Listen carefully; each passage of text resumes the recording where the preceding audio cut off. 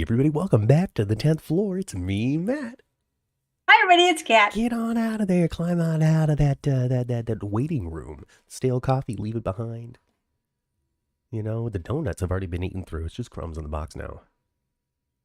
Yeah, those are the donuts that Aiden brought, right? Right, and they're so tasty and delicious, no matter what face of Aiden baked them. Uh, you know, they're just great and wonderful. So leave that box behind. Leave the stale coffee behind. We're ascending all the way up to the 10th floor, as we're going to get in deep into this week's General Hospital soap. Soap opera, soap extravaganza, ABC, Hulu, ABC.com, or anywhere else that you watch it. It's not just us, though, Ma. Riding up the elevator on this 10th floor trip and journey. Liz, Cindis, Kelly, Sandra, they're all here. And, of course, all of our friends, I'm sure, will be piling in shortly now that we're actually on. Yeah. So keep your eyes out for that. And no Chandra this week. Chandra's busy continuing to, support her community and her family in the way that she does. Wonderful to see, but she does, excuse me, keep me updated. She lets me know if she's going to be here most of the time. That's awesome. But she says she'll see us on Thursday, because we're going to have another show on Thursday. We're going to skinny dip up in the Metrocorp pool, and we're going to talk about Pikeman. Yeah. Because don't you guys think that Pikeman, I mean, for me, I think they kind of like did a swerve in the road with Pikeman a little bit too. Yeah, like they didn't really... they did a little swerve in the road. They didn't really have the end point in mind, and now it kind of spun around a little bit. Exactly. And now it's gone off again. Yeah. So I thought, maybe we could we'll do our deep dive skinny dip on Pikeman. Yeah. And maybe along with you guys, we could figure it out. Yeah, we could figure out how the plot worked and how it all connects and has led into one another, and just a good reset on that. And so, we're going to dedicate the hour on Thursday to isolating the Pikeman plot on General Hospital, which was touched on this week. We had Valentin and Anna trying to outplay each other. Anna's our cover girl this week. I like her. Boy, she don't trust him one bit now, does she? As she shouldn't. At all. Sandra agrees with you. The Pikeman got a little wonky. Yeah, that's why I want to talk about it and dissect it a little bit. Hey, Vita. Vita's back. Hi. Vita was here earlier at 9 a.m. for Days for Dummies podcast. Oh. Or Days of Our Lives. If you're Days of Our Lives fans, we do a podcast about Days of Our Lives as well, if you're unfamiliar. Comes on before this one at 9 a.m. Pacific time. We sure do. Yeah, you mean Professor Angela. Getting down deep into the nitty-gritty. It's probably the least structured podcast that we have. I think, we do that a lot. Yeah, we do that a lot. We do that a lot, but on Days of Our Lives, like the way we are, we're all over the place, I envision like a pinball machine. Ding, ding, ding, ding, ding, ding, ding, ding, ding. No, I mean, it's interesting with three hosts, because three hosts, three minds, three ideas, topics, things, reactions. And then, we all know and love Angela for how strongly she believes in the convictions that she has about soaps and shows. And so she readily and happily defends her stances and has a lot of information to share. And so it's very easy on that podcast for us to fall into a funnel of a discussion about something that just goes and goes and goes and goes and goes as we're presenting these potentially opposing viewpoints. So that's what happens there, I think, a lot. You and I see eye to eye a lot when it comes to GH, so there's not a lot of debate. No. We share a lot of appreciation for what we see on GH, and it's one of my favorite things to do every week, honestly, is to reflect on the 5 days and remember the parts that left an impact on me. Yeah. Because we do this on Sunday. We're more than a day removed from the week of the show. Yeah, if I have time, very often I'll watch Friday's show before we come on. Sometimes I have time for it and sometimes I don't. Like this morning, I didn't watch Friday again. Right. It's actually playing right over here to my left. If my TV wasn't here, I would do something similar. If it was here, I would have it probably going. You'd probably see it reflected in my glasses. Yeah, the TV is right there. And I do have Friday's episode playing, but I have it muted. Yeah. Right now, Sonny and Dante were just talking. Oh yeah, Dante's having his issues, trying to figure out what his future might be. Yes, Oh it sounds like Dante is thinking about not being a yeah, cop anymore, he feels a little isn't he he? feels a little in the middle between his He loyalty feels to a his little, father and his duty as a cop. yes, he feels conflicted in a way that he was able to really separate before Mm-hmm. for the most part, Yeah. but now he's finding that he he wants to help his dad more than he wants to Mm-hmm. uh, carry out the law Right. with Right. his father's situation. Yes. Yes. Yes, Yes. Specifically with it when it comes to his dad, when it comes to pursuing or prosecuting or potentially arresting his father for his criminal activities. Not about right. criminality as a whole. He's still happy to No, chase down a bank robber. no. But But when it he's comes to Sonny, he actually, feels very compromised.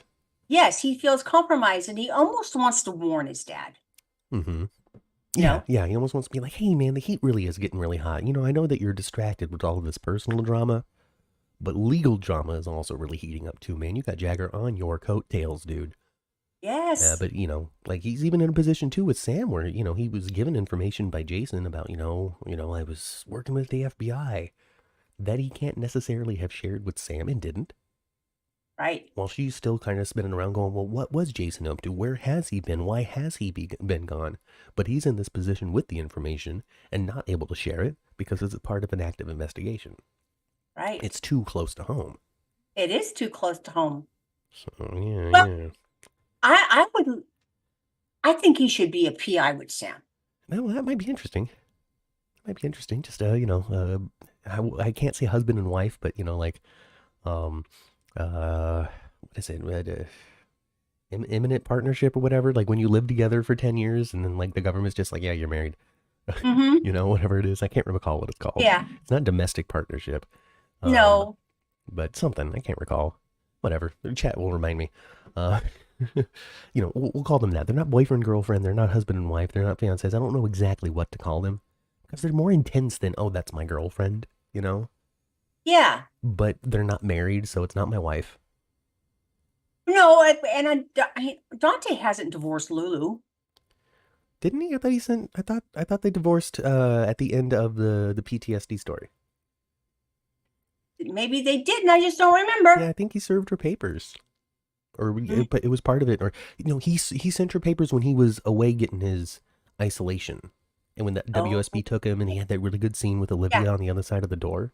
When he was in there, Yes. he had sent Lulu divorce papers as a release yourself from me gesture. Not a I hate you thing, but a Yes. I'm your anchor.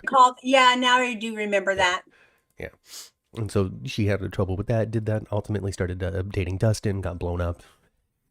And now Dante continues his life while Lulu's in a coma. Mm-hmm. Yeah, yeah, yeah. Kelly says that she didn't think that she was going to be here today, but she got date and time mixed up on something that she had planned. So she was able to make it, and I'm happy that she's here. Yeah. Good job, Good, Kelly. Kelly. Jeannie wants to know what the weather's like. Sunny. It's well, yesterday here it rained like cats and dogs. It rained from about it rained all day. Yeah. All day. It started clearing out when the sun went down. And now it is beautiful outside. We had a little cloud cover yesterday, but it blew off by the end of the day. Beautiful out. And next weekend it's supposed to be 90 degrees. Summer's here. I'm Common law. Thank you very much, Jeannie. That's what it is. Common law. Yeah. We'll just call them common law partners at this point. Yeah. Stephanie confirms that Dante and Lulu are indeed divorced. So we got that confirmed in the chat, so we're not wrong. That's always a good barometer, right? Cat screams at you, no, no, no. Stephanie says, it's probably an unpopular opinion, but I love seeing all the kids roaming the Quartermaine mansion. I loved it. I don't think that's an unpopular opinion. I love it too. And I love it when Tracy's there with them. Kelly wants some of the heat. I would gladly send you some of the LA heat, but it's been kind of cold this year, so I want to keep some of it for a little bit. We gotta wake up spring. The plants need to continue to blossom. The insects need to come out of their sleepy holes. No, I think where I live, it's very warm, and it's getting there. Yeah. I'm ready for it. I'm Yeah. Yeah. I'm tired. sure the morning I'm glories are beautiful right tired now. of the cold. I'm tired of the rain. The pools are going to have to open up soon. Oh, yeah. Actually, Dad and I are going to turn the solar on next weekend. Yeah. Hey, Sandy. Yep. All right. You're going to get it warmed up then. Yep. Well, let's take it from the cues. Why not? I'll reward Stephanie for her chat. Oh, by the way, before we got started, Kelly sent us $5 Canadian. You sure did. We looked up the exchange rate, and your dollar is more valuable than ours. So, thank you for giving more of your wealth than we are receiving. That's just the way it is. But the super chat is open. If you guys want to, don't feel obligated. But if you feel like you're having a good time and you want to chip to contribute to the program, you can through the super chat or through super thanks. There's also a buy me a coffee. I don't have a moderator in the chat this week. I shouldn't have said that. To share links, but Google around, click a link tree, all that kind of stuff. You can find it. Rainy in New Jersey. It happens.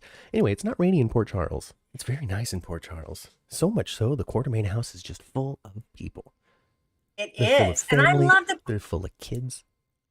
They're full of staff. The house was looking real, a couple years ago. That Quartermaine house was looking like a ghost town. Yeah. But for a while, I mean, yeah, for like when we started the podcast, like the people who lived in the Quartermaine house was Ned, Olivia, and Monica. I think was like it. Yeah. Yeah. So I love it being that house is chock full of people right now. And there's even folks living over in the boathouse. Well, not the boathouse, the gatehouse. The gatehouse, the main house. I think Cody lives in the stable. Doesn't he live above the stable? Yeah. So, yeah. They got people all over Sasha's about to live there too. Now Sasha's moving in too. Yeah, but it sounds like she's going to live in the main house though. Yeah, she's going to live in the main house. They already get set her up with a room and stuff. Tracy did exactly what I thought she would do. Which was? This was ugly. Man, I tell you what, that Tracy Quartermaine is terrible to employees. Terrible. She talks down to everybody. And she's so pretentious. I just can't stand her when she's talking to employees. Excuse me. I felt exactly what they wanted me to feel as an audience member throughout that entire, 2-day sequence of Tracy. Yeah. Because I was so annoyed. I'm like, who is this lady and why does she care so much? Like, why? Oh my God. Oh my God. She's making fine food. What do you care if it's in the right dish or if it's this, here's the surprise thing. How are you going to bless my day with a beautiful dinner? I'm like, who are you? This is irritating to me. But that was the point, right? Yes. She came around, didn't she? Yes, Day. Yeah, she eventually came around, and that's the fun of Tracy that's been going on recently, right? Seeing this other side of Tracy, seeing the awakening of Tracy, so to speak. Yes. Her recognizing and realizing some of the more unpopular aspects of her personality. I think that she did a great job. That scene that she had with Gregory this week, sitting outside the Quartermaine house on the porch.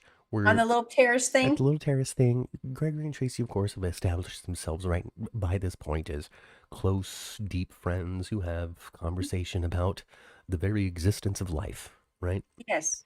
And just her opening up and saying that gaining and losing Luke was an experience unlike she had ever had. And I can't remember exactly, I can't quote it because I can't, it was a couple of days ago now too. But the essence of it was basically, I have had all of these gifts and privileges my entire life and squandered every single one of them and done nothing with it. Yes, that's what she said.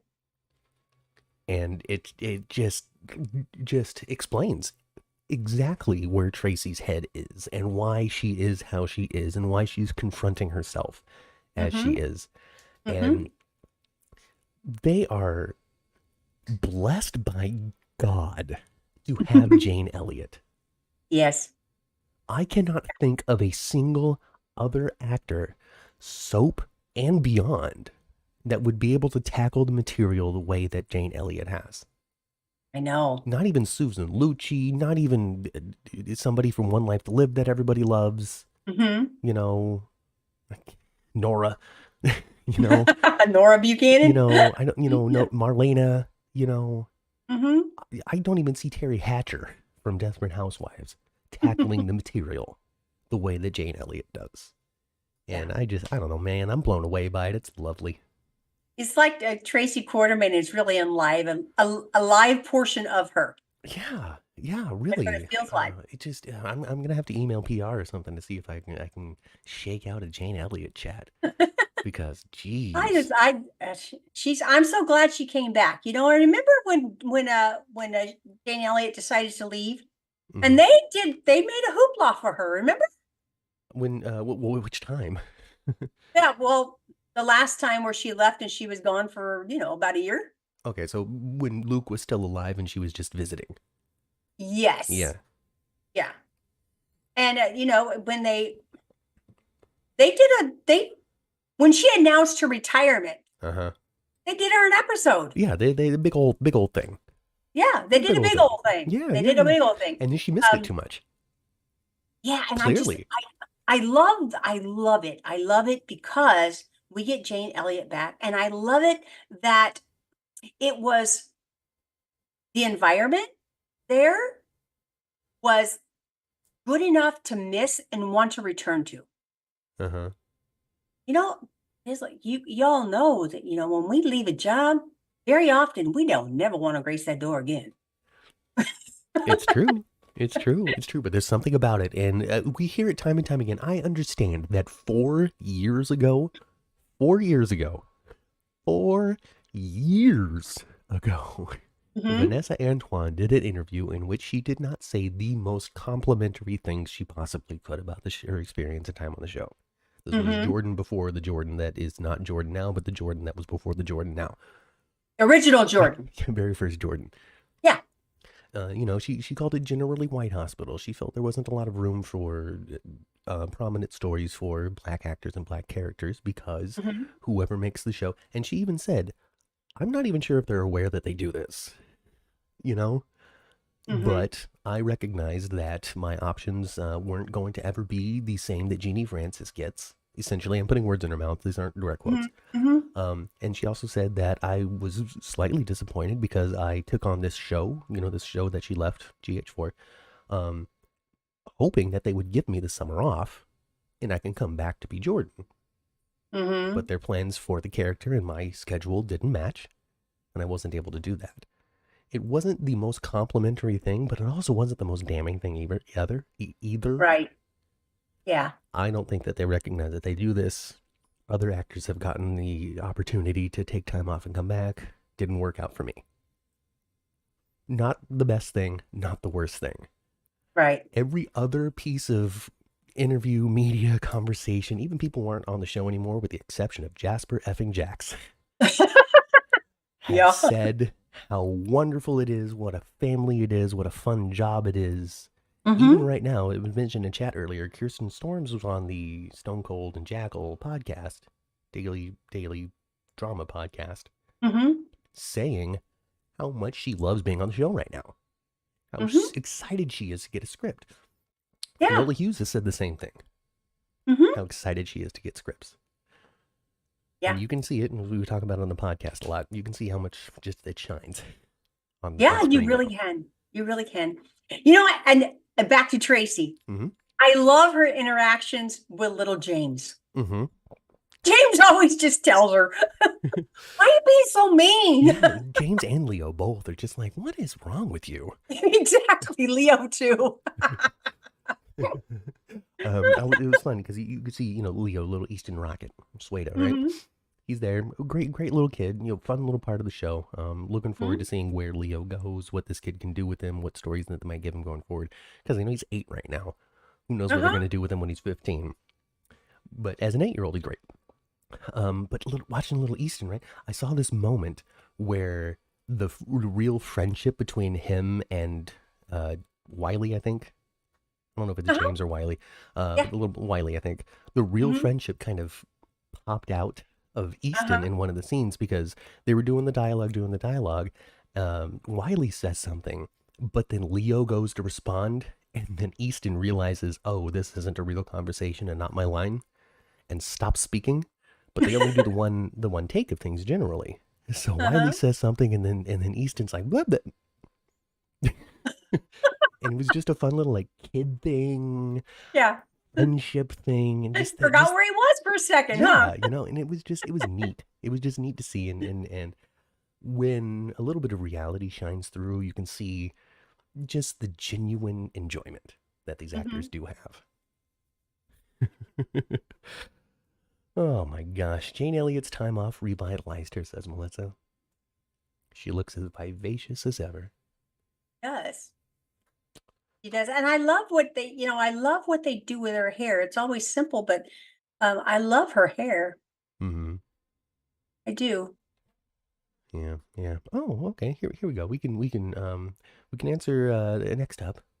Before that, let's continue to talk about these kids because there's one scene that happened this week that I really enjoyed as well. The kids running around the entire Quartermaine compound, Mm-hmm. wind up in the boathouse or the Mm-hmm. gatehouse, while Michael and Willow are just in the throes I know. of toothpaste love. Because they stripped poor Chad Duell off with a shirt, and my first thought was Colgate. Well, you know what I appreciate about Chad though? Um, Real. he looks like a regular It dude. looks like real. I remember He looks like a regular dude. Remington Hoffman, who plays Lee on Hmm. on Days. We had a conversation with him about something similar. I don't know if you remember. Check Yeah. out the interview; it's available on the YouTube channel, folks. But we talked about the pressures of staying fit and being surprised when you have to take your shirt off and not enough time to prepare for it and all that stuff.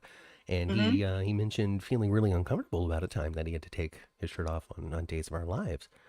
But it happened to be one of the first episodes that we had seen, or at least that I had seen. And I Hmm. recalled exactly what he was talking about of Lee kind of Hmm. low pudgy, laying Hmm. out on the couch, kind of in the Hmm. middle of not knowing where his life is going.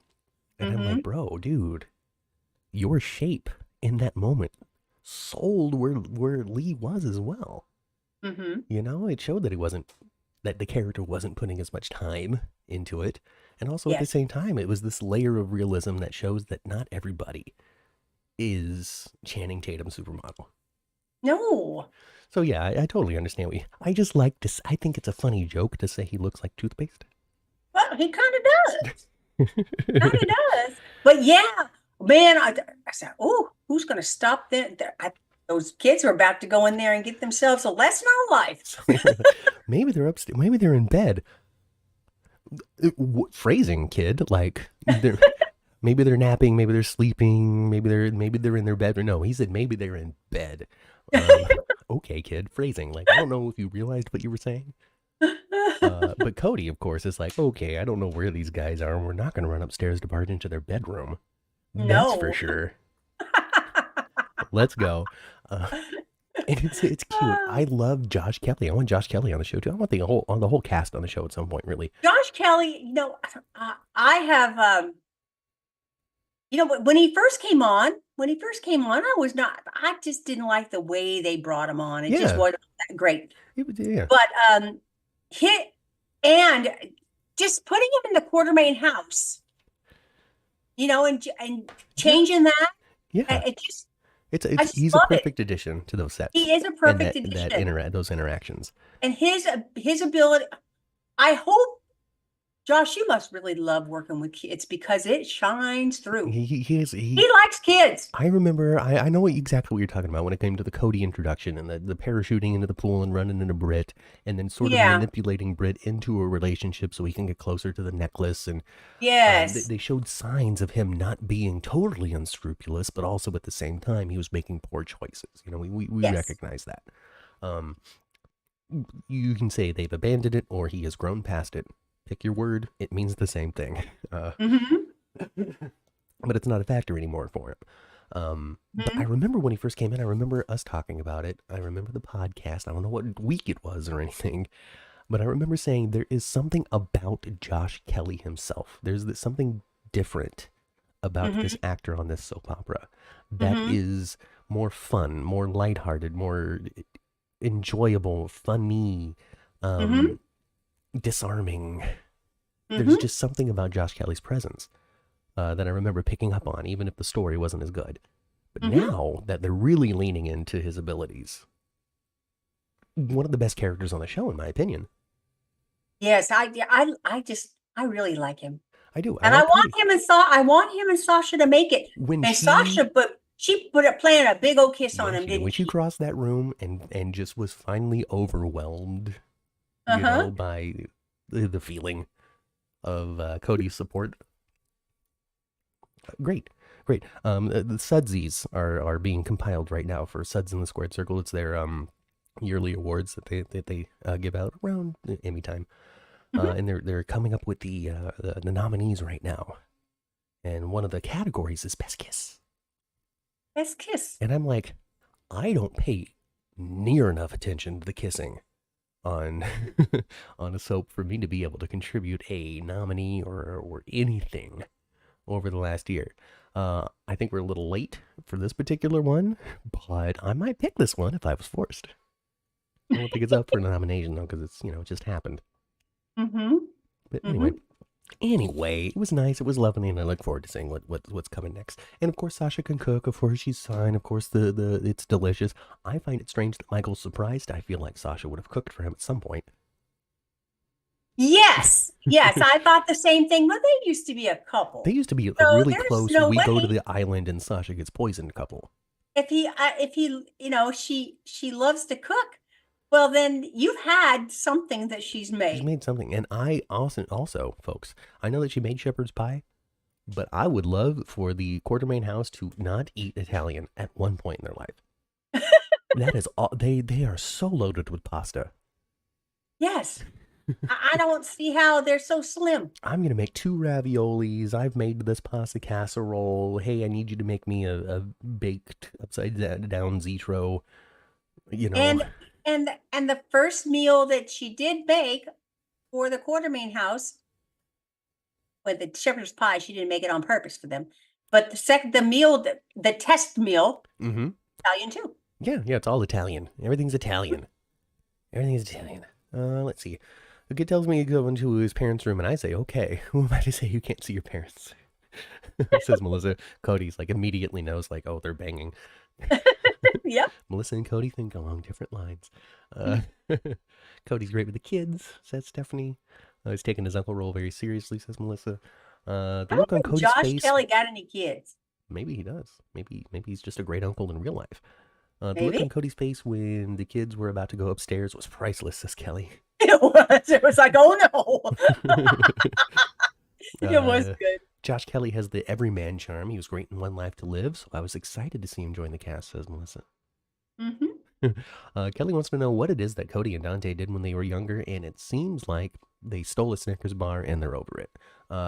Yeah. You know, I don't think the new writers are feeling the same way about whatever they did in 1992. no, and that actually leads into Sandra's comment. Did he debut during the writer's strike or the pandemic? If so, that might explain why he's different now. Yeah, there was, I don't know if it was in that awkward period for sure, but we also saw under the previous head writership, there was a lot of things that were introduced without a lot of clear intention or a clear conclusion or a clear path Hmm. to what it is that was ultimately intended. You could see them figuring out new characters quite a bit in that time of GH, especially in the first couple of weeks. So I think that's more than anything was they introduced a few things that got lost in the shuffle, the strike, the whatever, and at this point they have a better, clearer idea of who Cody is, what he's about, and what he wants. Think so? Just the reality of real life stuff. It's like in the Days of Our Lives podcast we just had, we were talking about how they're trying to get a year ahead and what sort of impact that might have on things like that, Hmm. reactability and all sorts of stuff. So I guess on the other side of the coin, if you have a year ahead of time, then you have plenty of time to think about where you're going to be and what you're going to do. It's a very comfortable position to be in, to be creative and know exactly A through Z. GH Yeah. only gives them about 6 weeks to 2 months, which does open up opportunities like this where they can be flexible if they need to, but sometimes overly so. He's just a good guy. I don't know. I don't know if it's true or not, but I did read that that John Yorks is on his way back. Oh, that's good. I didn't see that, so I hope that's the truth. I hope it's the truth too. That'd be really nice. I like John J. York. Me too. Good to have Mac around. Yeah, well then Cody can have his daddy. And Cody can have his dad, and we can move forward with that story too. You know, we can get him. But then he's going to have to come clean with what he did, though, because Yeah, that's drama. That's drama. That's but drama. his main squeeze there already knows. Yes. Already told he's her. gonna have support, and she'll be able to be on his side for things and stuff. And nobody's complimented the ambulances that are on the display now, but that's okay. It's okay. I'm gonna do it for them. Moving out of the Quartermaine house. We can talk about something in here that was inspiring. Oh, Elizabeth's children. Elizabeth's kids? Elizabeth's children. Okay, all them boys. All righty. All them boys. Cameron, doing fine. Dating this girl. Making good grades, playing his sports, doing his music. He's great. He's doing wonderful out in California. I'm sure he's hanging out with Emma. Yeah. Giving Robin a high five. Playing basketball with Patrick. I'm sure he's doing all of that stuff. Yep. You know, I don't see why he wouldn't. I don't see why not. Don't worry about Cameron. He's fine. I don't think Jake might be upstairs behind a locked door, listening to grunge music on headphones and disassociating from this terrible world that surrounds him. Yeah, he is not a fan of his dad, that's for sure. You know, soon he will be starting GoFundMe pages for environmental causes, for gun control. Oh, I know what he can do. He can go join up with I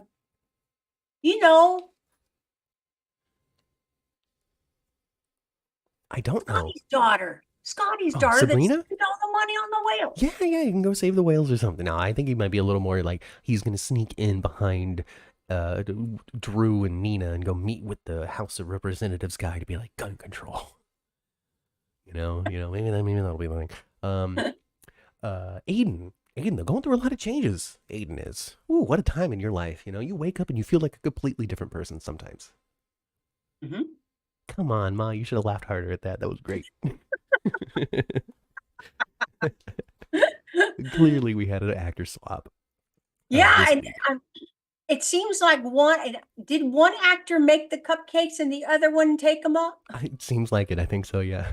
So it seems as though it's as confirmed as these things get. You know, because GH never makes a statement. It's all from soap news sites and leaks and internal sources say. But it seems as though little what's his name, DeAngelis, Enzo DeAngelis is out as Aiden, and this new actor Tristan Riggs is his name. Yeah, is the new one. Here's the thing. This came up too recently on Days of Our Lives. Why? Nobody really knows. I saw something out there saying that Aiden's real mom, Enzo's real mom, Mrs. DeAngelis, if you will, put out there saying that GH has decided to go in a different direction. But that's Hollywood speak for they don't want us anymore. For whatever reason. Yeah. But that's basically Hollywood speak for we this wasn't our choice, but the show has opted to make a change. Right. Why? The only thing in these cases that I can really ever point to is what's coming up. Yeah. If you look at it, and Days of Our Lives just did this as well. Jamie Martin Mann left as Tate, and they brought in an actor with several credits already. Aiden, Enzo DeAngelis is gone, and they brought in an actor with several credits already. So my assumption is the direction that Aiden's story is going in would be better performed in their eyes by a different actor. More seasoned actor, one that has maybe more, I don't know, more time in front of a camera, more life experience, a better grasp of whatever it is that they're looking for. I can understand this. I'm not back there. I'm not making these decisions. I'm not making these conversations. But from what I'm seeing from the edited finished product standpoint, Enzo had growing to do. if they were trying to get into a nitty gritty, I'm being bullied for being gay, I have a secret boyfriend, mom, I've actually lost my virginity, something, then I can understand wanting to opt for somebody that might be able to handle that stuff quicker, faster, easier. Yes. Yes. And they didn't source the character, but I wonder if the two young actors are similar in age, or if there's a little. I looked. I wanted to see because I was curious too. I'm like, well, is this kid actually like maybe this kid's over 18 and he looks really young, So I looked into that, and yeah, they're pretty much the same teenage age. Oh, so he is a. Yeah, they didn't age up the character. Some people are like, oh, this kid looks older than Jake. That's not true. He does not look older than Jake. I don't think so either. Not at all. But they look. Well, when the previous actor grew so much, shut up. That's also a consideration too. That's something that we've talked about. We talked about it on Thursday, I think. Was he got so tall? So it happens. These things happen. It's interesting. It's an interesting feeling inside me to explain why these decisions might be made, because it's uncomfortable to observe it.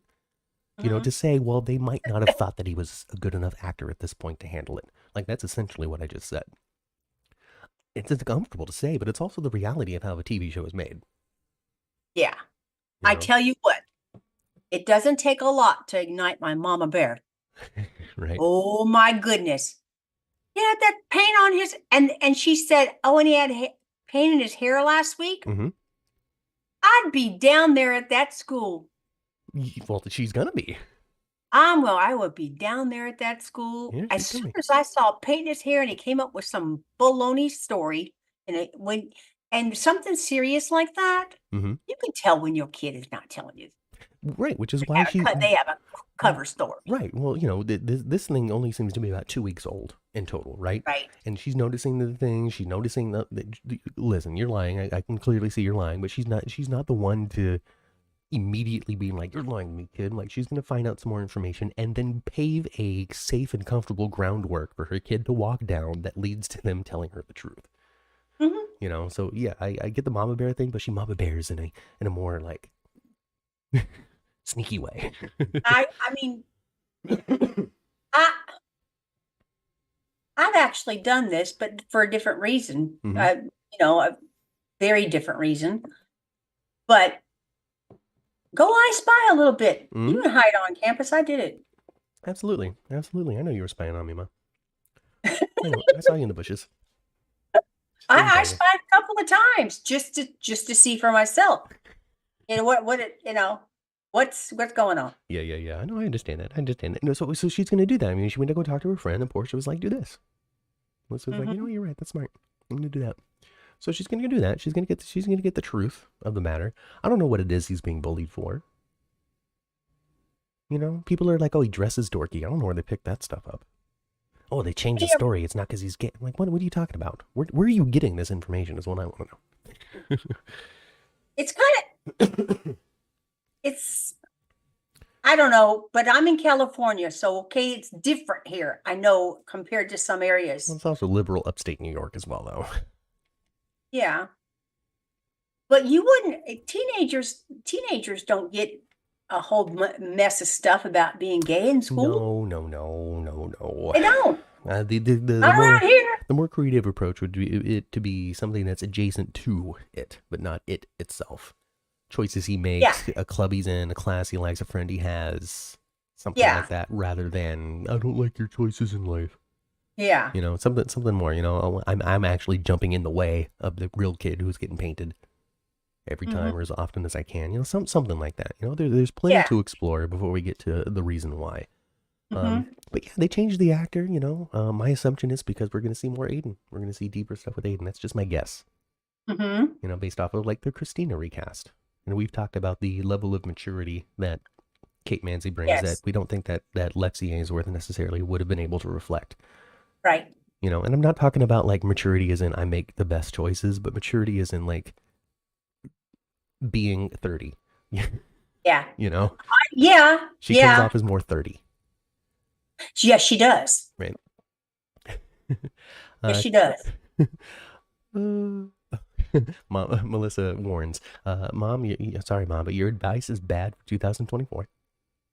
My what? Your advice is bad for 2024, and here's why. Don't just hang out watching around a middle school. You're going to end up on a registry. That's true. But if you're the mama, though, like, I think that you got, like, if campus security is like, what are you doing here?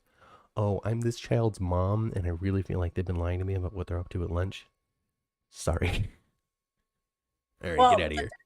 When I did it, it was not Matthew. It was his sister. Oh, I know.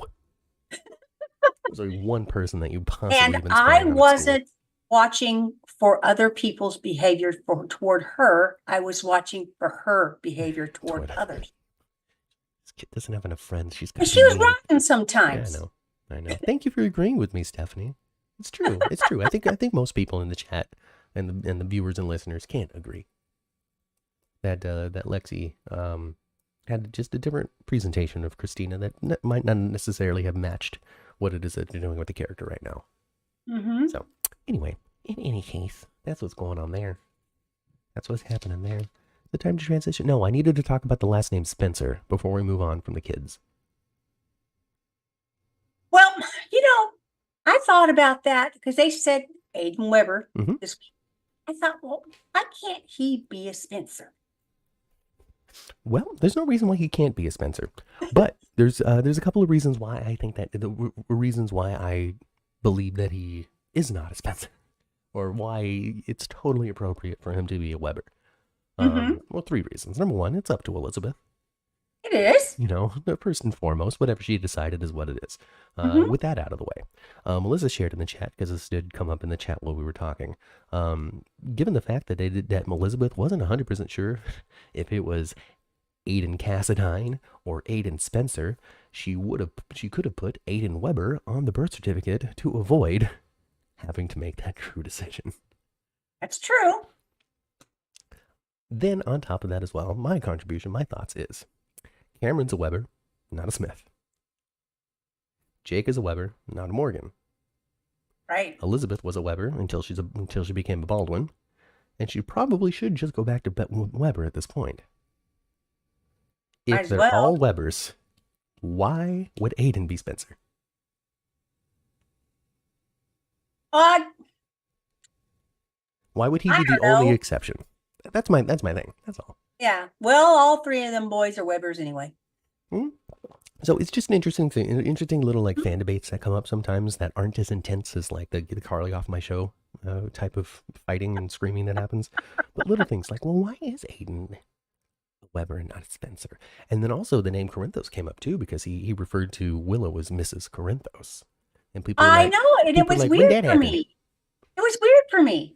So I find it weird to be anybody to be referred to as Mrs. Corinthos. I don't understand why any character can't just call each other by their first name. Even then, the whole like Mr. and Mrs. thing is incredibly old. I don't know that many young people that even go to like a neighbor's house and like, hi, Mr. Wilson. No, I don't think so. I think that kids either refer to you as your first name or as nothing. Yeah. Well, I remember several, but time has been passed, but I remember several kids calling me Mrs. And I always told them, no, don't call me that. Was it in the last 15 years? Call me Kathy, call me Kat. Yeah. Was it in the last 15 years though? Would you say? I say is not a direct challenge. Just wondering if it's been more recent than that. No. Like my sister's friends or people that hung around like, oh, Mrs. Yeah, back then. Back then. But your grandkids' friends might not necessarily even start with a Mrs. this or that. They might go straight into your name or nothing. More likely nothing. They call me Grandma. Well, there you go. They do. Perfect. Whenever yeah. See? In fact, I was at one of their schools recently, and a little girl marched up to me and said, "Are you Ellie's grandma?" Sure am. Are you Grandma? Sure am. Yes, I am. I support all decisions made by your daughter as a fellow Melissa. She's always right. Always. Goodness. Wasn't Lucky the one she was married to at the time that at the time of Aiden's birth? Yes, Stephanie, but she was also boning Nicholas on the side. Was. So I'd be respectful So and say ma'am. Or Elizabeth is not nearly as innocent as she's not that innocent. her portrayal of, of course. I mean, Elizabeth, I've always said Elizabeth is just one of those that, oh no, you did that, but she done that Yeah. twice. But the other question was, when did Willow become a Mrs. Corinthos and not a Mrs. Quartermaine? And my answer is she's always been a Mrs. Corinthos. Yes, because Michael switched his name back to Corinthos. He did a long time ago. Yes. He was Quartermaine only for a coin flip. Yeah, he didn't leave his name Quartermaine very long. He went back to Corinthos. So one of the many times where he's been mad at his father. Yeah. But he hasn't been he reverted to the Corinthos last name a long while ago. And so anybody that he marries would be Corinthos as well. But it just sounded funny to me to have Willow referred to as Mrs. Corinthos because Carly is what popped in my brain. Right. And I had to think about it. She's not Carly she's not Corinthos at all.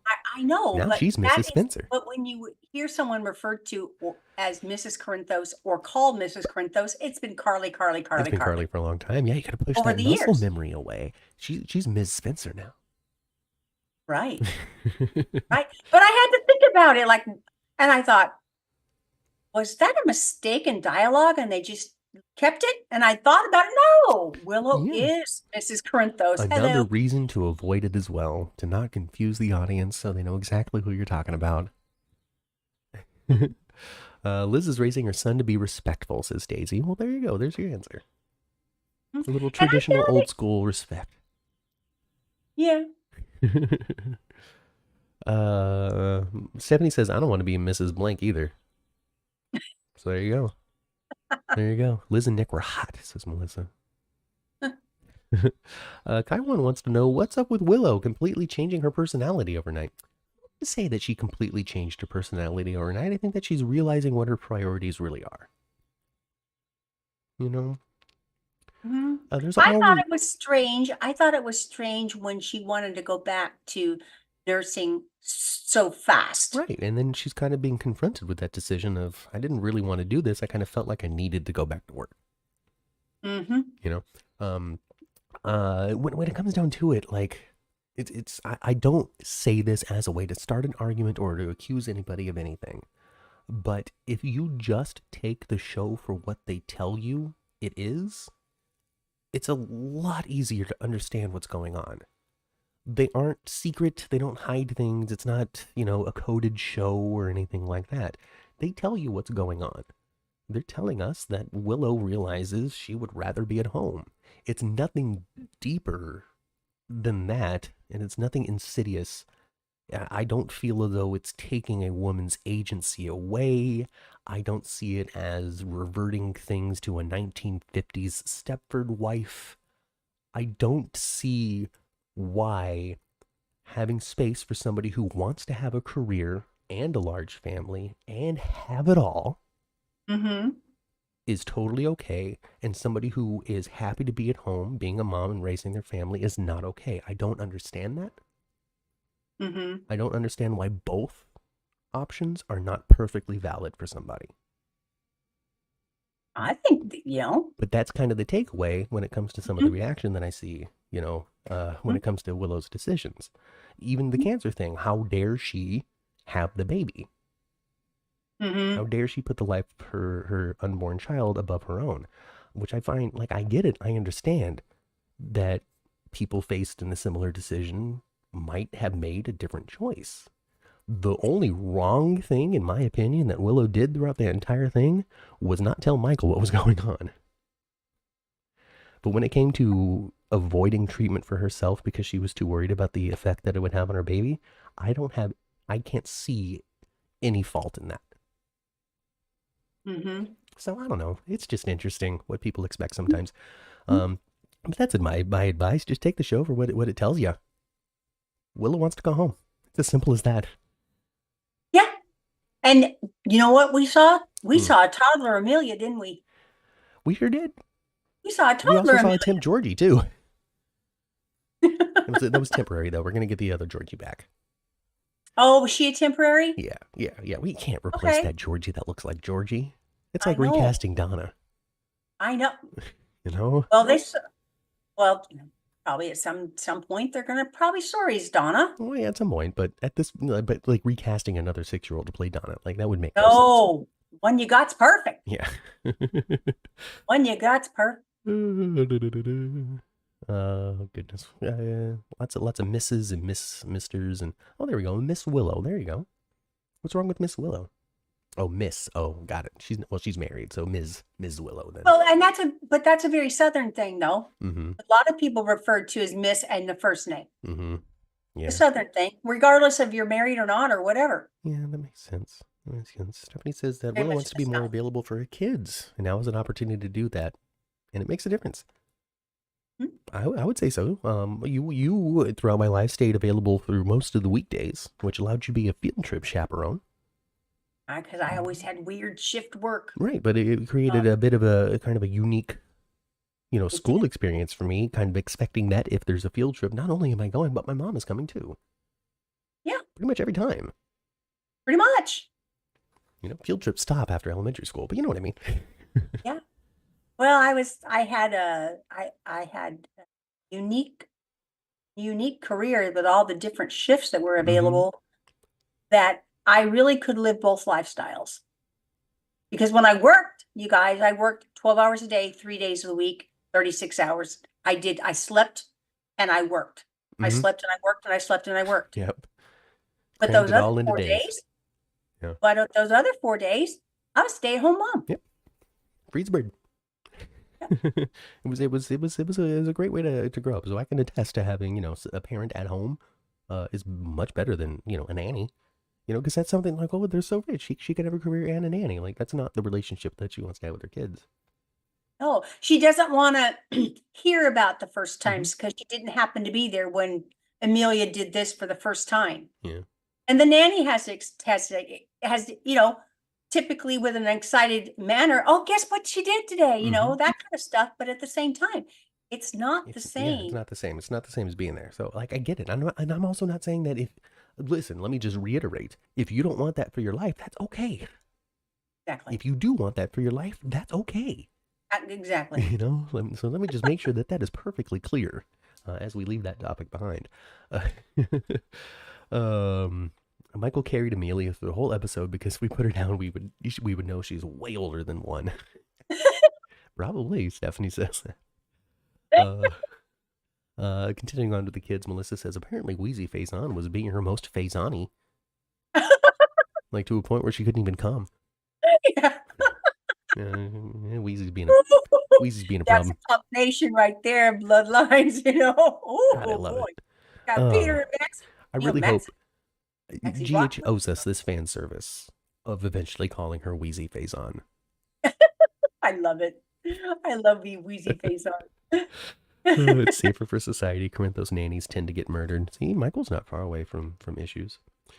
Let's see. Wouldn't it be funny? Funny if they if they showed her next time we see her. She got some wild hair like her grandpa Faison. Yeah. Oh, I would love it. Just Faison, just tangle. I can't contain it, says Maxie. I've tried everything. Exactly. Maxie's like, I cannot get rid of this Wheezy Faison hair. I've tried a flat iron. I've tried curls. I've tried blowouts. Nothing works. It would be hilarious. I'm ready to shave her head. Perfect scenario to refer to her as Wheezy Faison. Yes. Oh gosh. Jeannie says when she nannied, she didn't tell the parents anything because she didn't want to take that connection away from the parents and the kids. Like the parents come home and she didn't run up and say, "Oh, your kid did this, that, the other thing." Like she let the parents be like, "What'd you do today?" So that's a good way to approach it. It is. Yeah. It is. In today's world, though, and also in today's world with everybody having a phone and a video camera and a camera in their pocket, you can almost include the parents in real time, though. Yeah. Almost. Just FaceTime. But still not. FaceTime or record it. Yeah, but it's not the same as being there. You know, it's still a screen. Still a screen. Bailey Lou speaks in a low, ominous voice like her Death Eater. Oh man, I'm all for Maxie having a crazy kid later. Oh my goodness. So is this kid now. So is this kid now. All the while, TJ is really secure in what he thinks. He is done with it and is not playing anymore, essentially. Mm-hmm. I'm cool with it. I don't know about you, Ma. What do you think? I thought that TJ's being a little over, Mm-hmm. with the way. I mean, you can't tell somebody not to talk to their dad. Yeah, so is he asking for too much? Absolutely he's asking for too much. And I Yeah. don't think the show has suggested that he's not asking for too much. Because the reaction from both Christina and Molly was like, WTF, dude. Even in the other Mm-hmm. people he's talked to, they've been like, you're not going to be able to get Christina to not hang out with Sonny. That's a wild request. And he even goes, he's even like, I know, I just get in my feelings. Yeah. Was essentially what it is. Well, he's got Yeah. bigger problems than he knows about because Miss Christina is referring to the baby as hers. Yeah, so we're definitely going to get there in a moment because there's not much to talk about TJ because we're only on one of the episodes, which I do find to be unfair. Let me make sure that that's clear. Things get a little twisted on social media when it comes to topics and people putting words in other people's mouths and assuming they think certain things. I am team, why isn't TJ on as often as Christina and Molly? So let's just make that clear. There's no reason why he couldn't be in as many scenes as they are. I agree. But since he was only on once or twice this week, there's not as much to say about his portion of it, which is he's done with it. It's essentially there. I think we might have talked about it on Thursday or tweeted about it some. But however he felt 10 years ago about Sonny Corinthos has no bearing on how he feels about him today. Mm-hmm. And we can put it also in the same bucket as like the relationship between Cyrus and Austin. Austin felt like he owed Cyrus something his entire life because Cyrus put him into medical school and it got him killed. It sure did. While TJ doesn't necessarily know those details, expecting him to like owe Sonny his lifetime loyalty is asking him to be Austin. So I don't think TJ necessarily owes him anything at this point. And given the fact that not only has TJ been kidnapped by a mafia, his mother has been compromised twice by the mafia. His uncle was shot because he was in the same vicinity as the mafia. Yes. There's been a lot of experiences that TJ has had since going to medical school to show him that this is not a life he wants to be around. I think it makes sense. Well, that's pretty hard. That's kind of hard to do when you're married to the niece of the biggest monster in town. He's not going to be. He is asking for too much when he says, "Christina, stay away from Sonny." We know this. It's not the right thing. Okay. But it does. It makes sense. It does because everybody in town can't stand Sonny right now. It makes sense that he would have these feelings and thoughts. And when it comes down to it, from his perspective too, he's already lost one of his kids because of the surrogate. Because of the surrogate, from a surrogate. I don't want to say because of, but from the surrogate. He's already lost one of those kids. I understand his mindset. I understand why he wants these things. I understand why he said it out loud. I can understand these things and also say that it is asking for too much and it isn't the right thing to do. That I guess that is the story. It's an unrealistic request. It's an unrealistic request. And really when it comes down to it, I think people are so jarred by this is because TJ has been really bland and nothing for a long time. He's just kind of been there, existed. He's the doctor. He's, hell, you're gonna heal up just fine. But that's been TJ. We haven't really seen a side of him where he's like, no, this goes against what I want. This goes against my morals, how I stand, and how I see my future. We haven't really seen that before, so it is a little like, whoa. Yeah. I don't know. Yeah. Jeannie says TJ is way too full on. He's at the end of his rope with it, and he's very scared. He is. He's afraid of losing that baby. He is. He don't have to be worried about it, losing it. He had to be worried about his sister-in-law stealing it. Shoot. Well, Stephanie agrees with you. TJ needs to back off. He's not going to reduce her stress level with this approach. No. Melissa says, why isn't TJ, she's on team, why isn't TJ jogging shirtless with Dex? And I'm on that team too, Melissa. I gotta tell you, there was so many comparisons between Spencer in a towel and Dex in a towel on social media this week. And I'm like, did we forget about TJ and Molly banging in the shower? Where are those pictures?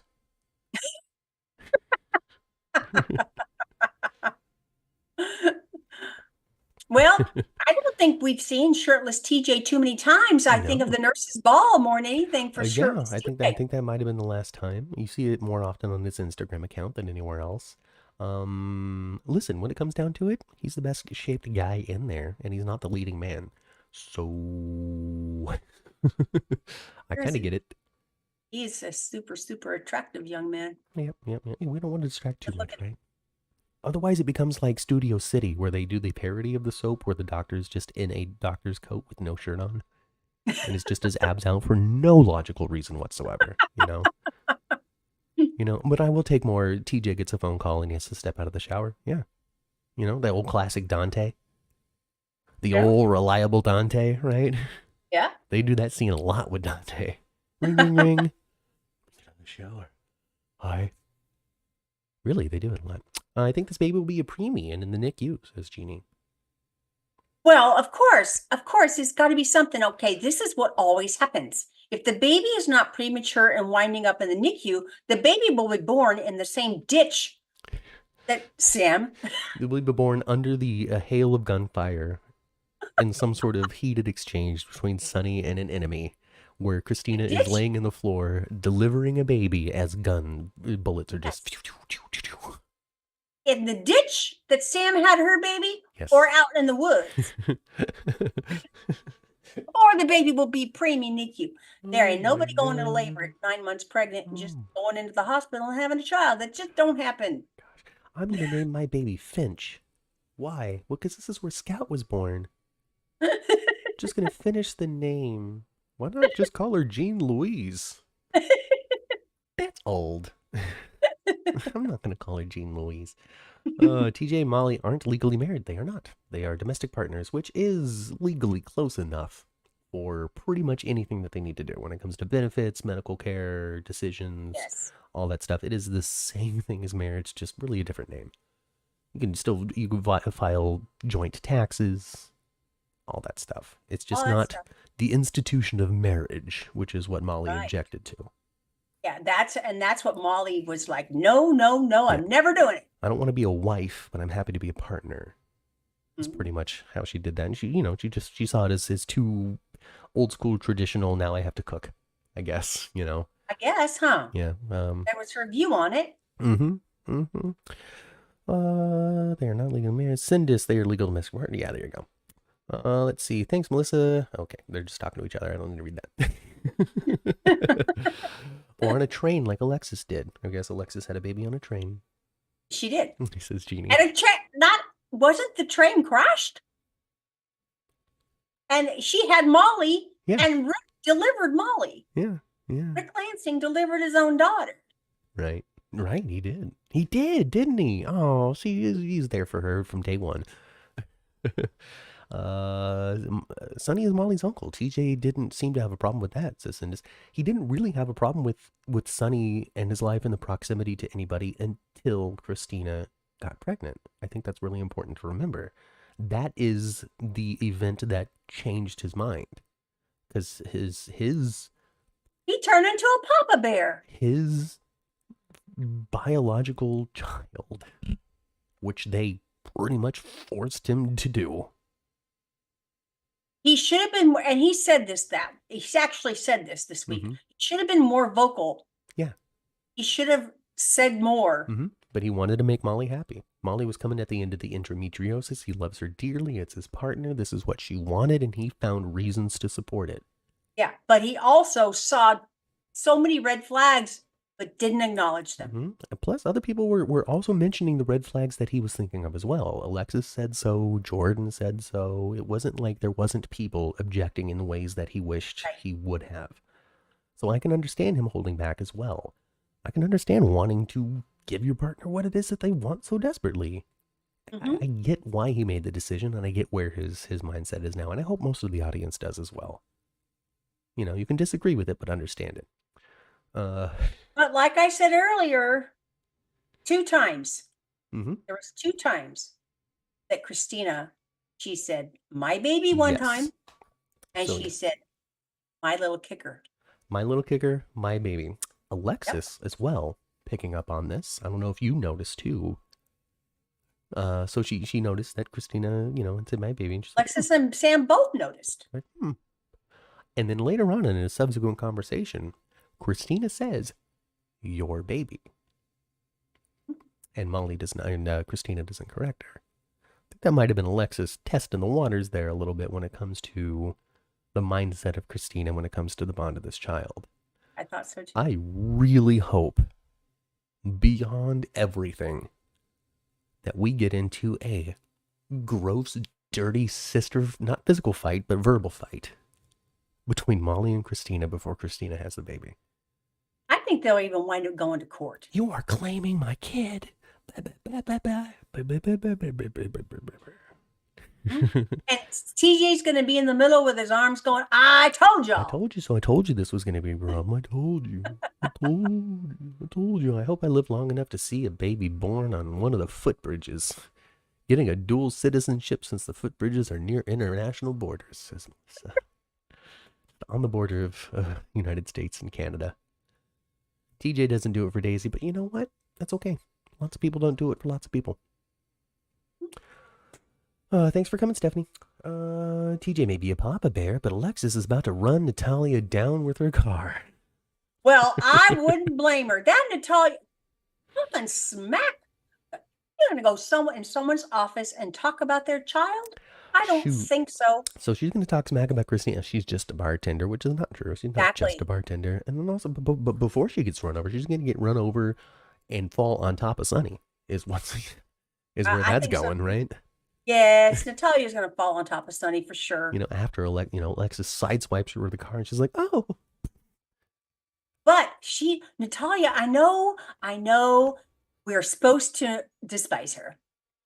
So far, Eva LaRue, yeah, I don't like you as Natalia because I'm not supposed to.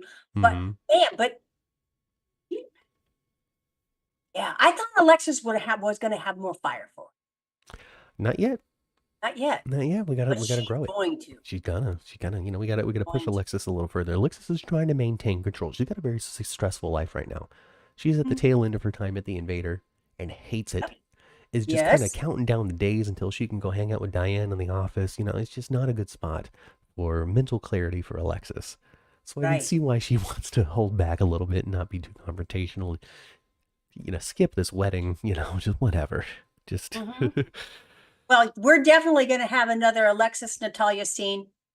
And I saw in the previews, Natalia runs into Sonny again. They're going to run into each other at the Metro Court. Yeah, they are. I saw the week breakdown next week too. Yeah, they're going to run into, and then they're becoming fast friends, and they're talking to each other about what they're going through in their lives. I think it's a great connection. I like Maurice Bernard and Ava LaRue together. I think it's a good pairing. When it comes to romance, I know it's a soap and exists everywhere. I don't give a crap who Sonny's dating. You know, and his future prospects and all. I don't care. Well, I think it won't be Ava. I think Ava and Sonny are not gonna wind up being a couple. I think they will wind up in bed together before it's all said and done. If Ava needs to in order to get Sonny to do something she wants, yeah. But it won't be because of love.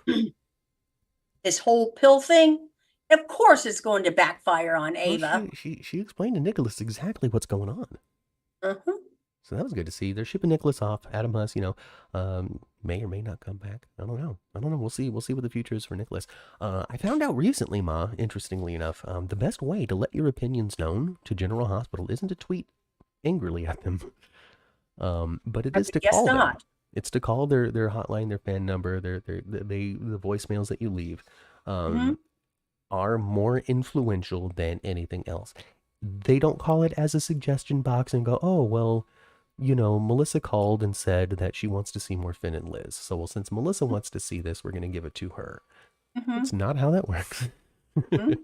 So don't expect that. But if you do want your voice to be heard in a legitimate way that they give a little more credence Mm-hmm. to, call their hotline, look up the number. I'm sure it's easy to find. If not, I'll dig it out somewhere. I'll share it next week. But the key is to not shout at them. Mm-hmm. Not say you are this, you're doing that, how dare you, you're so irresponsible. That's not going to get anybody to listen. But if you No. were to say, I would really love to see more Elizabeth and her kids sharing scenes together, talking about teenage problems, Mm-hmm. that will carry a little further than you're wasting the amazing talent that is Rebecca Herbst. Mm-hmm. Just so you know. Blaze needs to find her backbone to deal with her own mommy. I agree. It's tough when it comes to show moms. It's like asking Honey Boo Boo to tell her mom to shove it. Well, that actually just happened. Well, that just happened after how long, right? It takes a lot to get to that point. And Sure. Blaze isn't Honey Boo Boo. Mm-mm. Her mom isn't Mama June. Mm-mm. It's not that kind of fame. Mm-hmm.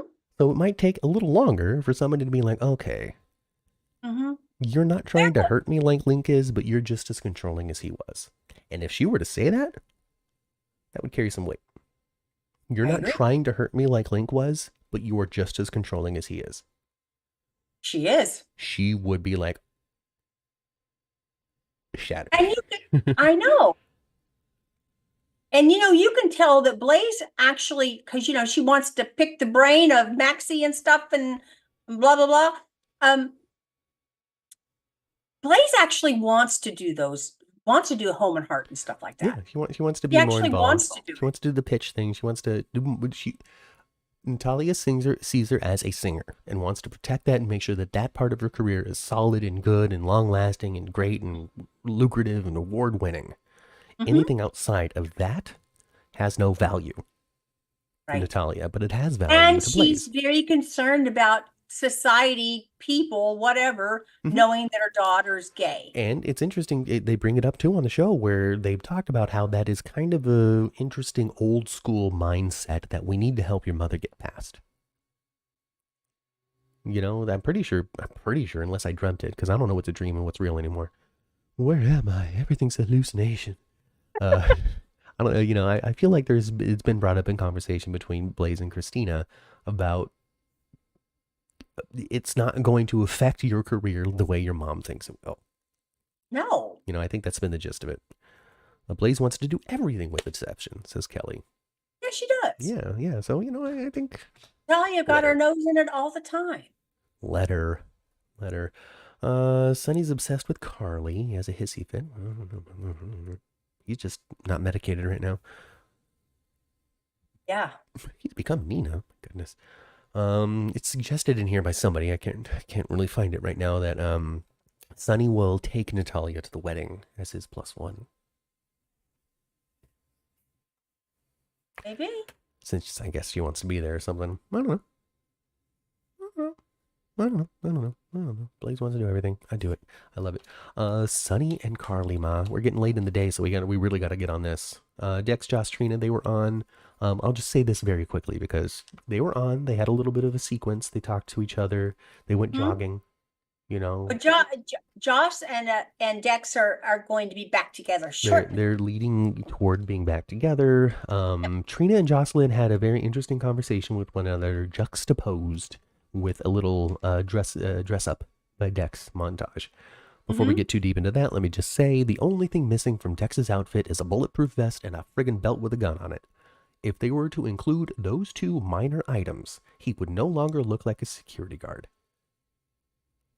No, he would look like a cop. The very least, they need to put bulletproof vests or thick padding below the blue shirt. Because while it rests against just their body like that, they do not and never look like cops. You have to have a vest to look like a cop. If you don't look like a cop. It's all about aesthetic. Even if it's not real life, even if you never met a cop with a bulletproof vest on, which is a lie you have, uh,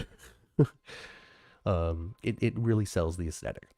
Mm-hmm. Same thing with the thick belt with the gun Yeah. on it. You need those Yeah. two items to look like a cop. If you don't have those items as part of your costume, you look like a security guard. There's no way around it. But the only thing that you can do is what my dad does and just accept the show for what it is they're telling you. It doesn't matter what it looks like. It doesn't matter how much money they spent on it. It doesn't matter how poorly they put time into the costuming and production. Just Mm-hmm. accept what they tell you and you will not be stressed out. Dad 101. Go Daddy T, right? He can watch Bonanza until he is dead because the story's good. Yep. Anyway, so if they were to do that, cool. So they have this scene juxtaposed of him getting dressed up while Trina and Jocelyn are talking about, I don't know what the F I want in my life. Right. So they're like, I quit all of this. Hey, I'm quitting all of that. They are both completely lost together. Yes. And they're going to help each other figure it They're going to out. help each other figure it out. Yes. Yes. Trina advised Joss this week on what she should do. Mm-hmm. Last week, Joss advised Trina on what she should do. Mm-hmm. I see a fairly balanced give and take relationship between Jocelyn and Trina, especially after they had that cathartic conversation in the courthouse where Mm-hmm. Jocelyn and Trina were both like, we're being too intense with each other. Mm-hmm. Our trauma is Yes. Uh-oh. getting us to butt heads too much. Yeah. You know, you can take offense to the language used. I was being a bee. Cool. That's totally okay. It's a strange line. It's a super weird line. You could be offended that they put that in Trina's mouth. That's totally okay. I'm not here to tell you, no, that's wrong. It doesn't make her a bad friend, an inaccurate friend, lesser than person than Jocelyn, because in that conversation, Jocelyn also said, first, hey, sorry for being so intense. Anyway, so they're trying to figure things out together. They're great friends. Shared story, not just one of them. At the same time that we're seeing that Dex has figured out where he's going. Yes. And that is why they did that, I think. Mm-hmm. So of the trio of young adults that still exist, Dex is starting to figure things out, which is a signal to the fans, to the viewers, that this would now be the beginning of Jocelyn and Trina's journey of figuring out where it is that they're going next. Why doesn't... And I really thought that, like last week, when Trina went to the party, that she is really starting to come out of her intense grief. Yes. Her intense grief is leaving her, where she's able to laugh and smile again, want to dance, right, want to interact. And I think that she will figure it out soon. And it's not going to be just the gallery like it has been now. She'll probably go back to school and she'll make some decisions. And of course, Trina will have a love interest again. Oh, absolutely. Sooner rather than later, I'm sure. She'll have a love interest again. So there's more stuff coming for Trina. That direction. Yeah, no. So, you know, she had to have time to get over Spencer. I get and understand that there's a contingent of fans that would love to have seen more of it more often with more detail. It you just didn't get it. You know, I would have loved to have seen it too. And I'm sure if Nicholas Chavez wouldn't have left, the story would be different. Yeah, you know, I mean, it really did rock a lot of what they were doing with the young adults. They were in the midst of finding a new direction for Esme when they lost Spencer. And when they lost Spencer, they went, there's nothing we can do with Esme anymore. So they both go away at the same time. Yeah. You know? Leaving Trina, of course, without a boyfriend and a little bit of time to lament and figure out what's going on next. But also at the same time, her deal is set. She has this many dates. Why are we going to waste them on her being sad? Right. When she can be so much more. So I really feel like that was more than anything. You know, any sort of interpretation of intentionally burying a character or anything like that is complete and utter made up nonsense, in my opinion. I think we're gonna see a new story for Trina this summer. And then there'll probably be a front burner story. Oh, absolutely. Oh, yeah, absolutely. When it heats up for the summertime, we've already had a major cool off of Jason and Carly stuff. When Jason came back, it was Jason, Carly, Jagger, Sunny, for a solid month. Yeah. And we have come heavily off of that because all of the information that they needed to cram into that period of time to inform these rapidly changing directions of these characters, we've been informed. We don't need the window into all of this as often as we had in order to sell everything else that's going on. I find the show to be fairly balanced, especially so far this week. This week, I found that Carly was on twice. Yeah. The Quartermaines had a practical whole episode about just them and their problems. You know, all kinds of different stuff. I had a whole list before of all the different things that happened this week. We got a new face of deception. The best face of deception of all time. That's perfect. Lois there is perfect. You know, Sasha was a good person for that. But if you're trying to sell products that are supposed to guarantee a youthful appearance, having somebody a little more seasoned like Lois is smart. Yeah. You don't want to have a 19-year-old. Oh, look how young I look. Well, of course you look that young. Right. Right. I just loved it. I thought it was cute. I thought it was cute with a little bit on the fingernail, and I thought it was rub it in. all of it was cute. I thought all of it was cute. Yeah. And I have to give credit to Lucy. She got out of her own way enough to recognize. Well, she recognized it, and that's good. Good for Lucy. Yes. Good for Lucy. Most characters fade a bit, says Cindis. Most characters fade a bit after a storyline ends, and they can pick up after a little bit. And I think that's a great observation. You know, she did fade a little bit, but she hasn't been completely removed. But anyway, I only wanted to touch on that because, boy, oh boy, do we need to end this podcast talking about Sunny and Carly, everybody's favorite topic, because that was a scene of all scenes. Oh my God, that was a good scene on Friday. Was. And her and Carly and Ava's scene was awesome too. So yeah, I mean, there was a whole like preamble thing before Sunny even came in, where Carly also, much like TJ, is kind of getting to the end of her rope when it comes to this whole mafia thing. Yep. She has seen the change in Sunny. She explained all this, so I'm pretty much just recapping the conversation that she had with Sunny, where she doesn't see this as a safe environment for her daughter anymore. Right. So Donna's not going to come hang out anymore. What did you take my kid? Right. And this came up in discussion on Twitter as well, because there's a lot of people that miss the point, don't quite understand it, are only half paying attention, whatever it might be, where they're like, why now? How come it's taken so long? All these questions. How come she knows and nobody else can figure it out? How come she's the first person to confront him with this? Which isn't the truth. Jason was the first person to confront him with this. Yeah. You taking your medicine? Of course I am. Yeah. But everybody is seeing his spiral now, including Dante as well. Yes. So Dante reacted with a Christina has reacted with a All of his kids at this point have pretty much reacted with a The people who are close to him are like, The thing that Carly has that nobody else has, with the exception of Jason, who was also somebody that said, hey, Sonny, you're taking your pills, is the fact that she lived in his house with him 24/7 for so long. Yes. His kids did not do that.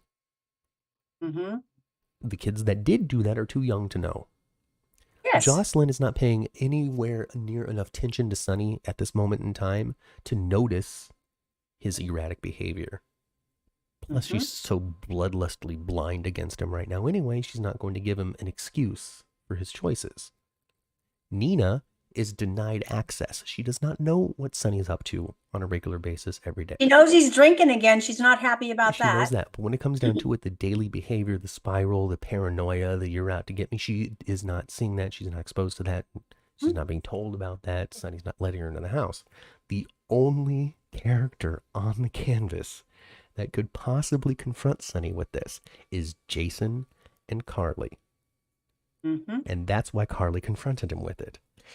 Yes. And we saw the moment of her realization, which was brilliantly performed.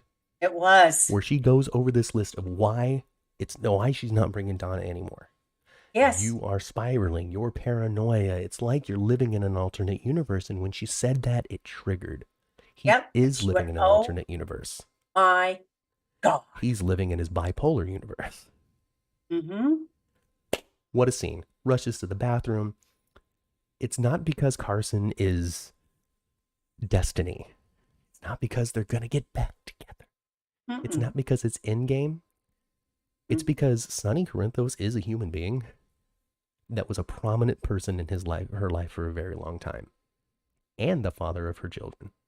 Yep. Whether it be through just time or through genetics.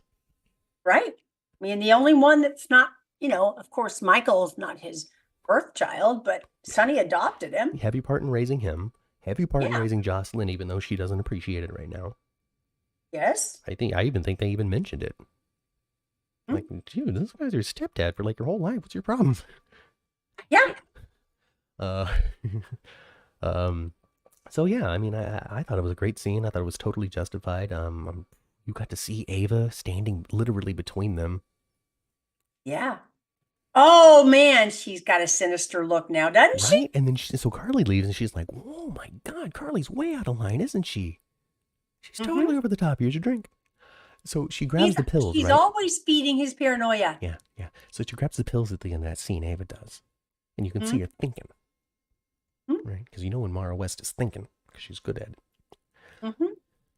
Somebody is going to put the pills at the right strength when Carly comes back around to test what's going on.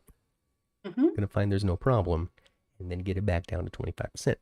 Because taking your regular dosage for a week is not going to fix all of the problems. It's going to take a little longer than that to get your mind back right. And she really doesn't know what she's stepping into. Ava really doesn't know how bad it can get. So she explained it all to Nicholas, what's going on. Living with Sonny is more thrilling than she expected.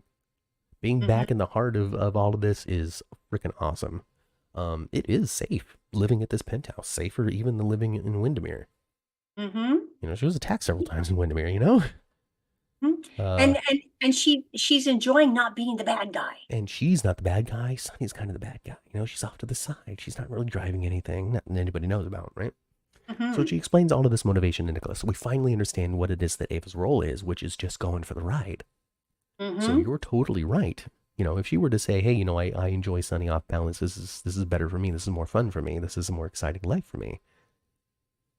Make sure that nobody figures out what's going on. She doesn't realize that she's actually helping Valentin kill this guy. Yes. And so that's going to be an interesting moral conflict for Ava. She has abandoned the friendship that she had with Nina because, as we found out, she wasn't really her friend the whole time. Shocker of all shocks. I think we saw that coming 2 years ago, right? Right? Didn't we say that at the first SEC suggestion? Like, man, Ava's really trying to F over Nina, isn't she? Yeah. Like we saw that coming a mile away. It wasn't a shock, right? Oh God, I love it. Ava's so good. But she's going to be in this interesting moral quandary because she really isn't as bad as she used to be. Right. It's thrilling, but she's not as bad as she used to be. She's not out there with a gun right next to Sonny shooting people, right? Like she would have before. She's not trying to kill Nina. Right. She would have before. So it's going to be an interesting moral quandary for her to be confronted with this, where she's like, I was just going for the thrill, but as it turns out, I was working with Pikeman. Right? And I didn't even know. Yes. Yes. Yes. Just looking forward to it because Mara West is going to nail it. Yes, she is. She is. Yeah, Chrissy will be the one to accuse Ava. Well, there you go. See, that's leading up. Maybe that's going to be the tenseful thing. Maybe Ava will cross the line and punch her. Send her to the hospital and the baby's in danger. You never know. You never know. I know one thing. It's not going to turn out well for Ava in the end. Nope. Nope. It would be the same if Carly was Sonny's sister who'd lived with him their whole life. She knows the signs because she knows him, says Melissa. And you're absolutely right. Absolutely right. That's the justification I give. Now, could the show have said that Nina figures it out? Yeah. Could they have said that Dante figures it out? Yeah. They could have said Kristen figured it out. They could have said Michael figured it out. They could have said Donna figured it out. They could have said the freaking janitor figured it out. They could have said whatever they wanted to, but that's not the story, and that's also not the most logical story that they could tell. If he was having, I think, you said those people that would recognize, Mm-hmm. because they've seen it, they know it. Yeah. Um, I think you could add Michael to that list, actually. Michael, I think that there are a few people that definitely would figure out if they were spending as much time with Sonny. But right now, Michael is a traitor. But they're not. So Michael would be able to figure it out. Jocelyn would be able to figure it out. Nina would be able to figure it out. Carly and Jason. I think those 5 people are the 5 primary people that would have been able to figure this out based on just hanging around Sonny more. But they didn't. Carly, uniquely, of all of those people that I listed, shares kids with him, has shared the most time with him, and has seen him at his most volatile as well. How many times has he thrown a highball glass because of something she's done? She knows when it's him being him, and when it's him being what is it that the wolf man? And werewolf. The werewolf. The werewolf. The werewolf, and the werewolf is just a short phrase. It's short time. Right. It's right before mm-hmm. hair pops out of your face. Right. So yeah, I think that's what we got this week in a brilliant scene, brilliantly performed. Maurice Bernard has never been better. Like really, like I now, like for a while I'm like, yeah, Sonny, he's a staple. He's a legend. He's always been on the show. It's like you can't not have Sonny. It's GH, right? But I'm really seeing what made him Sonny Corinthos so many years ago. Yeah, and before Maurice, I just felt like on a lot of episodes he was just just calling it in. Yeah, and you can see the actors awakening. I don't see that anymore. And I will give credit to the show as well too. I tweeted this out that they're able to give Maurice Bernard his way to advocate for mental health without making Sonny a rah-rah cheerleader. Because that's kind of what he had turned into. I'm going to open up this center. I'm going to help you with that. Pills are great. Medicine's good. Lithium's this. Like they were giving a lot of like really good positive, affirmations and stuff from the Sonny character. Yes. But that also was a strange source for this stuff to be coming from. So I appreciate the bit of a different direction where it's still advocating for mental health. It's still showing why medication's important. It's still showing, the damaging effects that untreated mental illness can have on your relationships and your family, while not making Sonny a good guy. Yeah, and making Sonny, it's very good, isn't it? It's good. It's a really smart way to approach it. It really, I think, has really awakened Maurice Bernard, because he has said on plenty of occasions that he enjoys the villainy. Mm-hmm. So to be able to mix his passion for villainy with his passion for mental health advocacy, and it seems like from what the things I've heard Maurice say, and from watching State of Mind a little bit previously, when they would write Sonny as very dark, it had an actual effect on him in his personal life. Yeah, when he was less armed with tools. Yes, but now that's not so much the case. Yeah, he's able to separate. He's not taking Sonny's manic episode home with him. Right. That's good. It's good. I'm sure it's liberating. I'd love to talk to Maurice more about it sometime. Maurice Bernard, I know you're not watching. Come on. I like Drew and Nina's chemistry, says Janet. They are good together. I think they really have brought out the best parts of Drew that we've had since Cameron Matheson took over the role. I think so too. And I think they might actually fall for each other a little bit. I'm hoping not. I really enjoy like the we're just doing it type of aspect, because I loved seeing Jordan and Drew together at the bachelor party, at the hatchet thing. I thought that they jumped off of the screen. Drew and Nina are interesting, sure. But I think Drew and Jordan is a little more like. I thought Drew and Jordan I thought they were good too. And I love Stephen A. Smith, but I'm not digging Jordan. He also stepped in at big time recently with some Trump comments. And so whatever gas they might have put onto Stephen A. Smith might have been taken off due to current public opinion. You Okay. know, it's still being employed by Disney, and you still kind of have to be careful about what you say.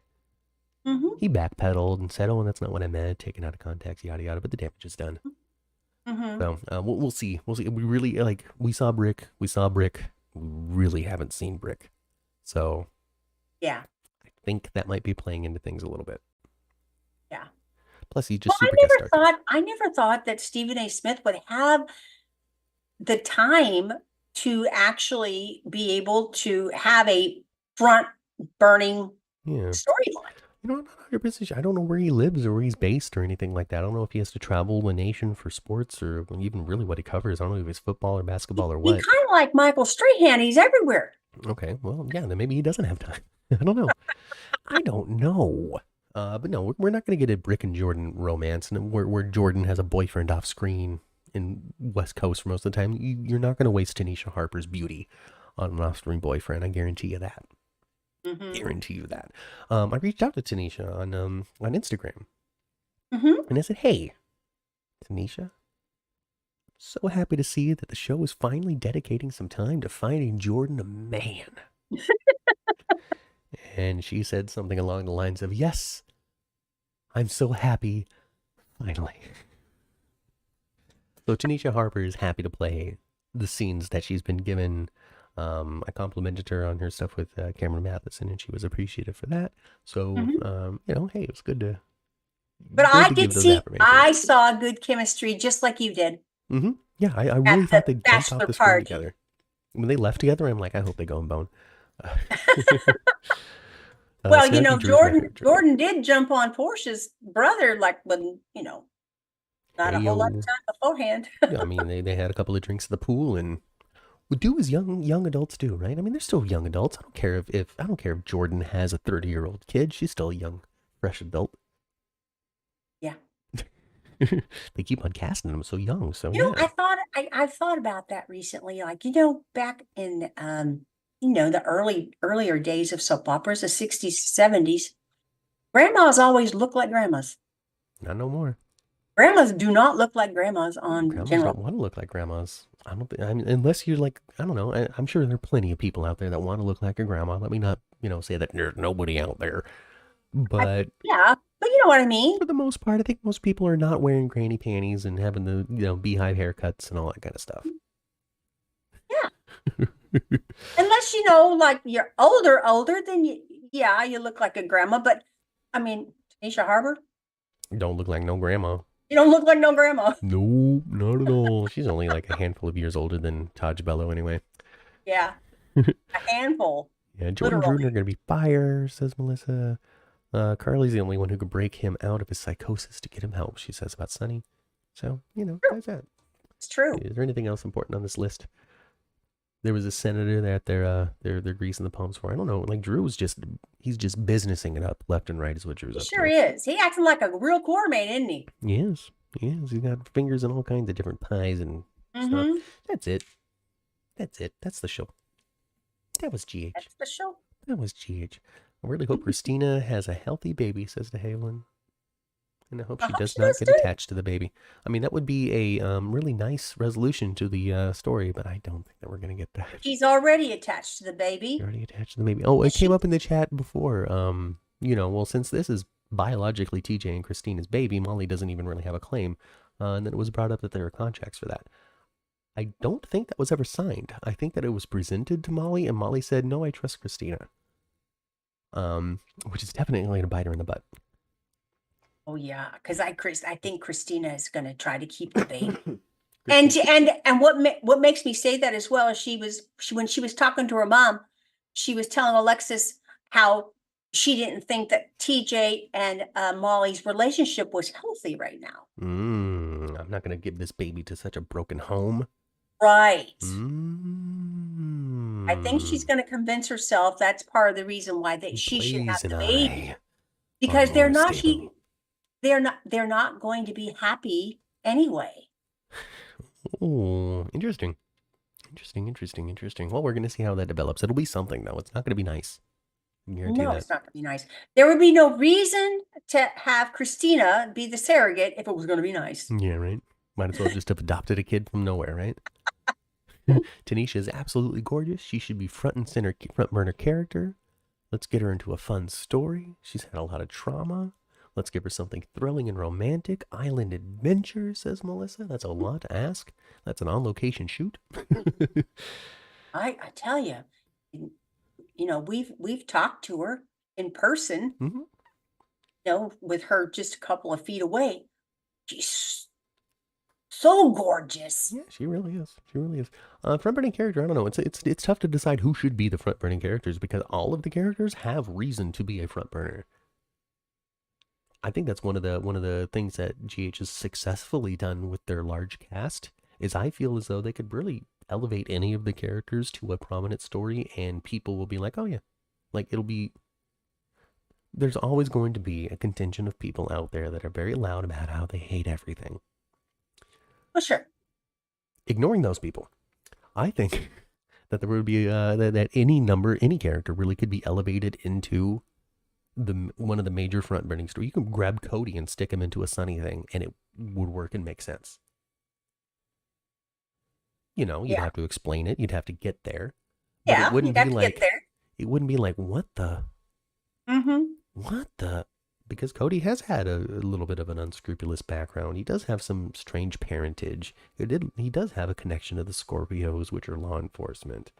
He does have a secret from 1992 with Dante. He's Dante's best friend. There are avenues and ways to put Cody in like a major Sunny story if they so chose to go in that direction. And I think they can do that with the vast majority of characters. And I'm not saying everybody goes to Sunny, but they can pretty much take anybody and anybody here and mix it around and have any group of their large cast have a story with one another. All it would take would be good writing. All it would take would be the writing to put them together. Yeah, exactly, Ma. So that I like that about GH, and so I'm looking forward to seeing how these things continue to grow and expand. We're gonna have the biggest wedding we've had in years coming up. I think so because before in the last few years, because of the pandemic and stuff, even when they had big group scenes, they really couldn't do big groups, and now they can. Yeah, you could have a wedding with 20 cast members there now. They might even have to build a bigger church set for it. Good. Because I don't know how they're going to cram the entire cast in that chapel that exists with only the 6 benches. Well, isn't the wedding going to be at the house? Is it at the house? I guess they were going to cut it down and make it at the Quartermaine house, huh? Well, that's good. Then what they do is they just make the entire soundstage the Quartermaine compound, like they did for the summer picnic party where Ava got hooked. Yeah. They had every Quartermaine set up for that. Didn't you remember? They had all the rooms and all of the outdoor stuff. God, it must have been Quartermaine Central in the soundstage.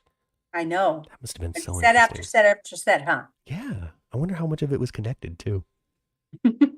Yeah. Cool. Josh Kelly mentioned in the Stephen Bradford podcast that he and Dante have a mysterious long secret that was never mentioned because of the writer's strike. He knows.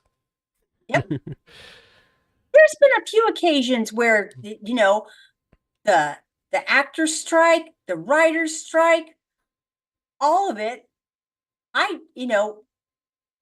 writing team change, a lot of things have been hijacked or just barely mentioned, but didn't take off. But they mentioned enough, like the Dante thing. They've mentioned it enough for us not to forget it, though, because it's not like mentioned once. It's been mentioned several times. Those little throwaway things like that, like how we remembered, but it was only one time, one little throwaway thing where Willow was like, "Oh, what an interesting necklace," right? Yes. And then we carried that for 3 years. That Willow is Nina's daughter, and of course, we ultimately wound up being right. But it wasn't one of those things where it happened one time and we just happened to remember that it happened. This was something that came up and came up and came up and came up and came up and then never came up again.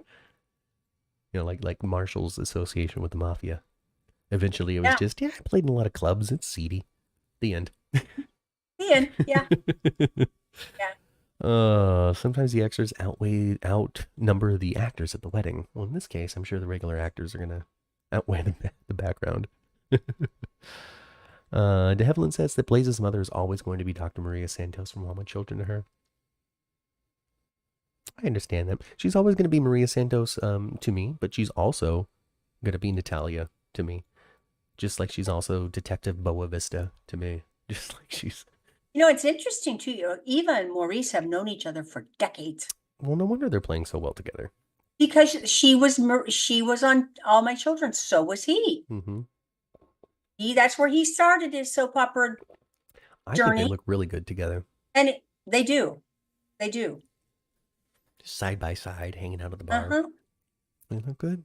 They look good. Yeah. And you know what's also really, and people whitewash Sonny a lot. But you got to remember, this man is, what is he, Puerto Rican, right? That's why he has a Puerto Rican island? I think so, yeah. Sonny is. I don't know what Maurice is. Yes. And there's been a few occasions, especially when he's down the island, where they have Maurice speak some Spanish. Mm-hmm. I think they should have Natalia and Sonny speak some Spanish. Yeah. So just a little bit. There's been a lot of discussion recently, about which characters are paired together, what the optics are for the show, is it appropriate, is it appropriate, are we sending the right message, all that kind of stuff. Lots of talk about what Trina's future might be, what TJ's future might be if they were to get out of the relationships or move forward, and all that stuff. They want diversity. There's a debate as to whether or not we need to have more young, strong Black couples, young, strong interracial couples, young, strong Asian couples, all that kind of stuff. But what is not ever coming up in the conversation is Sonny and Talia, which is a potentially non-white romance. Yes, it is. Yes, it is. And when I see them together, he does seem more Hispanic to me. I don't know why. Yeah, I don't know. I mean, so white people do have just ingrained racism that we just can't get rid of. So maybe that's a little bit of it. But but I don't know. Maybe that's on purpose. Maybe he's leaning into it. Maybe he's broadcasting a little bit more of it. Maybe there's just something there in the spirit and the soul of the performances, based on who his scene partner is. I can't say. I'll have to pay a little more attention, see if I can pick it up. So, it's another beautiful person on the TV. She's just gorgeous. Just everybody's gorgeous. Natalia couldn't roll in Sonny's role. No, but that doesn't mean they can't bone. Remember, he was willing to make a baby on top of a tomb. Yeah, I mean, Sonny just wants to get it in, usually, is what that boils down to. Trina should run the Savoy. And she and Nika would kill it together. It's fun. I love our laundry. She was a great guest. I can't remember the last time we saw Nika on screen. I don't remember either, and it bugged the heck out of me, actually. I didn't mention it last week, but it did bug the heck out of me that at the bachelorette party, Nika wasn't there. Yeah. So I don't know what's going on with that. I don't think she's even had a line since discovering Marshall. I know it's been a while. But her name is still in people's minds and in their mouths, and she's still so heavily associated with the Savoy set. That there's still interest and demand to see the character of Nika. It's just interesting because I see this kind of comment a lot, like she and Nika would kill it together. Nika would be great at this. Nika, and I'm like, y'all, like, she really was a background actor, though. It's like being, oh man, I can't wait for Scotty's girlfriend to get her story. It's just, I don't know. It's interesting. And plus, we haven't seen her in so long. I just don't think she's on anybody's mind anymore, unfortunately. I don't know. Sometimes I say things and it sounds like I'm being a jerk when I'm not trying to be. Sorry, everybody. Oh, you can't take the lesbian kid. How's she going to feel about murdering Sonny? Well, there you go. Maurice is a Nicaraguan and Salvadorian ancestry, says Kelly. Kelly comes with facts a lot about the personal lives of the actors, and I really rely on her for that. So I don't know what Sonny is exactly, but that's what Maurice is. I don't want Sonny with Natalia, because actually dating your sibling is going too far for GH. Sharing a sibling is one thing, but dating your step-sibling? No, for Blaze and Christy's sake. How is Sonny and Natalia step-siblings? I don't understand. I don't want Sonny with Natalia because actually dating your sibling is going too far for GH. Is it because is it All My Children? Was he a Santos on All My Children? No. I don't think so. I don't understand, Melissa. You're going to have to explain that. Oh. His name was Nico on All My Children. Was it Nico Santos? I don't think so. Nika's arms had leading lady potential. There you go. She was built like a 90s ray of light Madonna. Makes me think of who's muscular? Michelle Obama. She had guns, right? Yep. Anyway, folks, if Sonny marries Natalia, then Chrissy and Blaze will be siblings. I'm not saying they're going to get married. I'm saying that they're going to have sex, you guys. Like, when did boning somebody become a marriage proposal? Well, especially on a soap opera. Especially on a soap opera. Especially on a soap And are step siblings really siblings if your parents get married when you are 32? I don't think so. I know somebody who has step siblings that. I have 2 step siblings. I do. They're older than me, but only by a little bit. I think there's my biological brother and my stepbrother and my stepsister, and we are like boom, boom, boom, boom, boom in our age. Mm-hmm. But we didn't meet each other till we were somewhere between the ages of 16 and 21. No connection. That's about the time we met each other. Yeah. So no, I never thought of them as really as my siblings. Right. I never did. So there you go. I don't have any childhood memories with them. Yeah. So I just didn't, and we never lived together. We never lived together for one night. So I just never thought of them as my siblings, really. Mm-hmm. Now, if my parents would have got married younger, when we were younger and we were actually raised together a little bit, I'm sure I would think differently. So, I heard a story about many, many years ago. This happened to a person when he was about 23. He was married to a widow, and she was really pretty as can be. Basically, that old I'm my own grandpa story. And the only way to do that is for your father to marry your stepdaughter, essentially. And then somehow you could be your father can marry your stepmom, I think it is, or your mother-in-law. And there's a whole thing. I'll put a chart up. It's many, many years ago when I was 23. I was married to a widow as pretty as can be. This widow had a grown-up daughter who had hair red. My father fell in love with her, and soon they two were wed. There we go. This made my dad my son-in-law and changed my very life. For my daughter was my mother because she was my father's wife. And if my daughter was my mother, then that also made him. If my father was my brother, then that also made him uncle to my daughter's grown-up son, who was also my stepbrother. It gets messed up, you guys. It does. It gets real messed up. It's easy to follow till you get about 3/4 way, and then you're lost. It's been a long time since I sang that song too. I memorized that when I was a teenager. I memorized that when I was doing sign language class. Yeah. Ooh, 20-year song in my brain. Even older than that, because it's older than the Stupids. Mm-hmm. I think freaking Willie Nelson sang that song at some point. It's just a cover. Yep. Rebecca and Willow were step siblings until Sonny divorced Nino. There you go.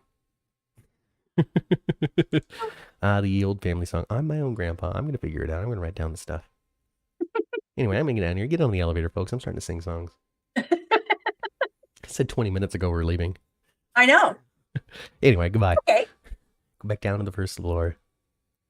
While we're on the ride, leave a super thanks and super chat. Donate to the show if you want to. Anyway. Like and subscribe. Like the video, subscribe to the channel, go into the parking garage. You're safe. Don't worry about it. Fine. Nobody's out to get you. Turn your radios to previous episodes of the 10th floor, which you can find on all of your favorite podcasting platforms. If you can't find it on your favorite podcasting platform, you can reach out to me on Twitter at 10th floor GH, and I will send you the right direction. While you're on the Twitter, you can go ahead and follow us there. Join the conversation all week long as I try to not argue with people and just enjoy the show. Don't forget to join us on Thursday, you guys. We're going to learn and figure out the convoluted story of Pikeman. So as you can see right here, the entire show, I've had a little advertisement up saying that our next show is going to be Thursday at 6 p.m. as we're going to get into Pikeman.